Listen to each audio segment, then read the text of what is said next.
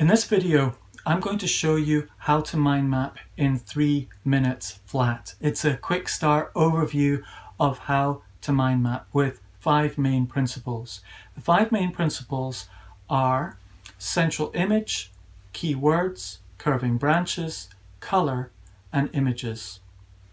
I'm going to use a mind map to show you how to do that. The first principle is central image, or a central shape. We take a topic with 2 to 4 keywords in that topic and surround it with an image or a shape. And then if we've got time, we use 2 or 3 colors to focus our minds on it. The second principle is the use of keywords. We use a single word on each branch, not sentences.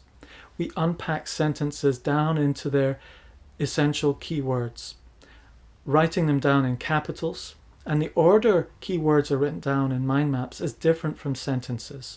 We order them so the important words are towards the center and the details are towards the edge. Then we use curving branches underneath the words to support them and connect them and keep them close to each other.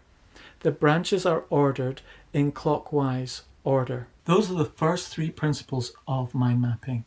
The next 2 principles give your mind map power. Those 2 principles are color and images. The color is used to color each branch the same. When do you do that? There's different ways you can do it. You can do it during your mind map while you're drawing the branches. You can draw them in color, or you can do it in black and white and you can color it in branch by branch or at the end of the map. The 5th principle is images, and we use images to mark landmark ideas and facts.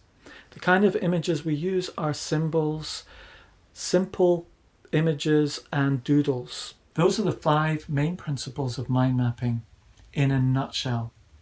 In the rest of this course, I'll be unpacking how those principles work. In the next video, I'm going to show you how this course works, how the time-lapse photography works, and how to get the very most out of it. See you there.